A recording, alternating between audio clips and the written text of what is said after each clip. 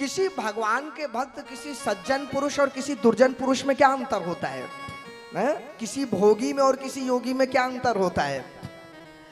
योगी भक्त, उसे जब समय मिलता है ना, तो अपने समय को व्यतीत करने के लिए तीर्थों में जाता है, मंदिर में जाता है, कहीं सत्संग में जाता है।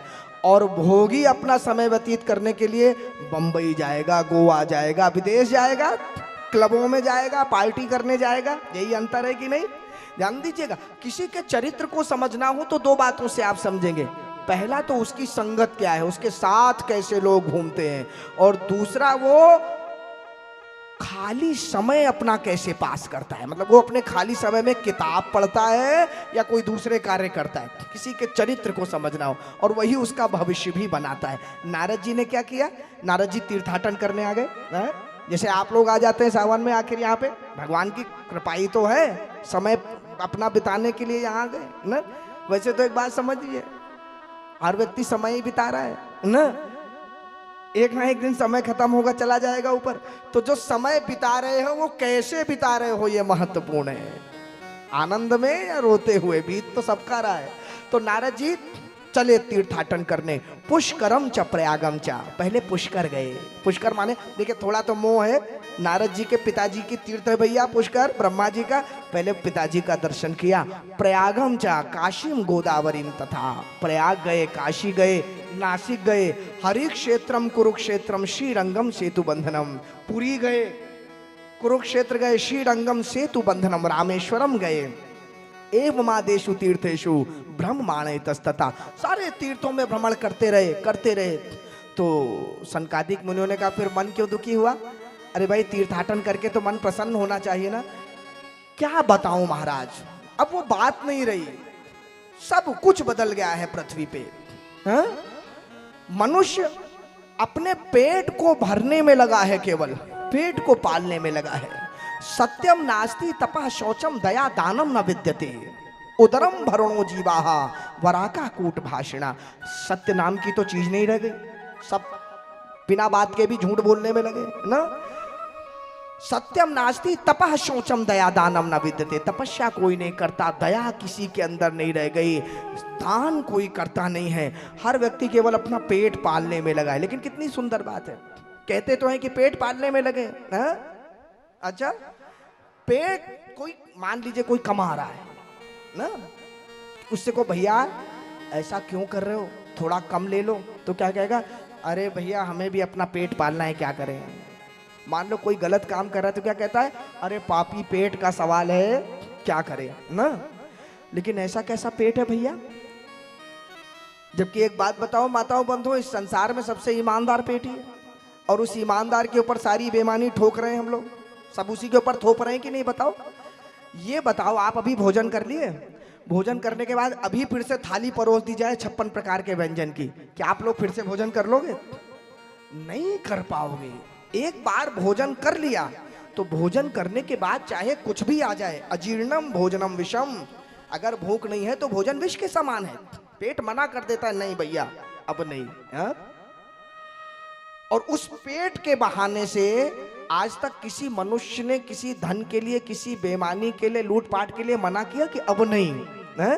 और आ जाए, और करोड़ आ जाए, और लाख, और करोड़, और जाने जितना आता जाए उतना भी कम है, और भरा जा रहा है वो।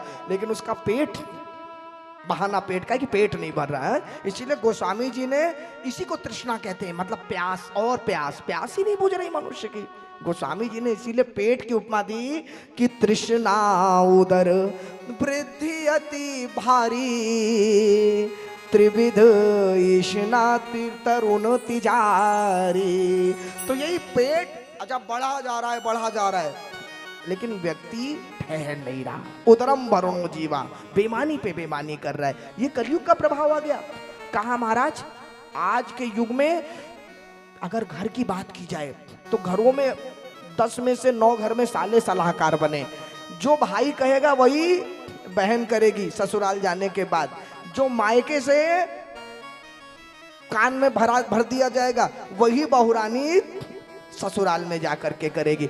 एक बात बताओ, ससुराल में जाने के बाद यदि बहुरानी मायके की चिंता करती है या मायके के कहने पे चलती है तो समझ लीजिएगा उसका ससुराल भी बिगड़ जाएगा, मायका भी बिगड़ जाएगा। ये बहुत, लेकिन बात वही है, सुबह से शाम तक क्या हुआ वो बहू रानी को अपनी मम्मी को बताना है 10 में से 8, और मम्मी को भी रोज पूछना है क्या हुआ, आज डांट तो नहीं पड़ी, आज किसी ने कुछ बोला तो नहीं आज। अरे भैया, अब आपका घर वो ससुराल है, आपकी अंतिम यात्रा वहां से निकलनी है। जब तक ये भाव आपके, जब घर में थे मायके में थे तब डांट नहीं पड़ती थी क्या? है? तब मम्मी नहीं डांटती थी क्या? तब कभी ऊंच नीच नहीं होती थी क्या? अगर यही भाव ससुराल के लिए भी आ जाए कि ठीक है अगर हो गया तो अब तो मेरा यही घर है, ऊंच नीच होगी तो क्या हो गया, लेकिन अगर दूसरा समझ के रहोगे कभी भी सुखी नहीं रहोगे। तो इसलिए सलाह देना मायके से नहीं होनी चाहिए। नारद जी व्यंग कर रहे हैं, साले सलाहकार बने हैं महाराज, घर बिगड़ रहे हैं। जहां जाके देखो तीर्थों की तो ये स्थिति है। तीर्थों में मैं जब गया, देखिए कथा आती है माताओं बंधुओं, जब नारद जी तीर्थ में जाते हैं तो क्या देखते हैं, बहुत बड़ा एक 5 स्टार होटल बना हुआ है। तो नारद जी ने कहा ये 5 स्टार होटल किसका है? सबने बताया अरे महाराज ये त्यागी जी का है 5 स्टार होटल। अच्छा, त्यागी जी और ऐसा 5 स्टार होटल, बड़ी उल्टी गंगा बह रही। थोड़े से और आगे गए, जाके क्या देखते हैं, कुछ बच्चे हल्ला कर रहे हैं, झगड़ा कर रहे हैं सड़क पे। नारद जी ने कहा अरे भाई ये बच्चे सड़क पर, अभी कोई एक्सीडेंट हो जाएगा, गाड़ी आकर के गिरा देगी, माता पिता कहाँ हैं इनके, किसके बच्चे हैं ये?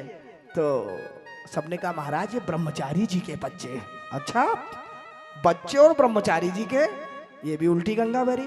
थोड़े और आगे बढ़े, तब तक एक महाराज बहुत जोर जोर से फटकार रहे थे, डांट रहे थे सबको। नारद जी ने कहा अरे ये बताओ ये इतनी जोर जोर से महाराज जी क्यों चिल्ला रहे हैं, इतना गुस्सा क्यों कर रहे हैं, ये कोई मतलब दुर्वासा ऋषि जी के स्वरूप आ गए क्या, कौन है ये? सबने कहा महाराज ये मौनी महाराज है, मौनी बाबा है। अच्छा, मौनी बाबा और इतना चिल्ला रहे, इतना फटकार रहे हैं? अच्छा, ये कितनी मनोविज्ञान की बात है माताओं बंधु। मौनी, आप में से किसी ने कभी मौन व्रत रखा है क्या? किसी ने रखा? हाथ उठाओ। 2-4 लोगों ने एक आधा बार जीवन में रखा होगा। अच्छा, होता क्या है, अच्छा जिस दिन मौन रखते हैं ना उसी दिन संसार का सबसे ज्यादा काम आकर के एक तो पड़ जाता है।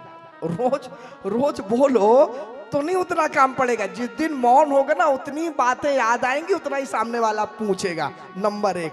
और दूसरा, मौन हो जाओ तब तो मोबाइल आ गया, वरना पहले कॉपी और कलम लेकर के सवेरे से शाम तक कॉपी भर रहे हैं।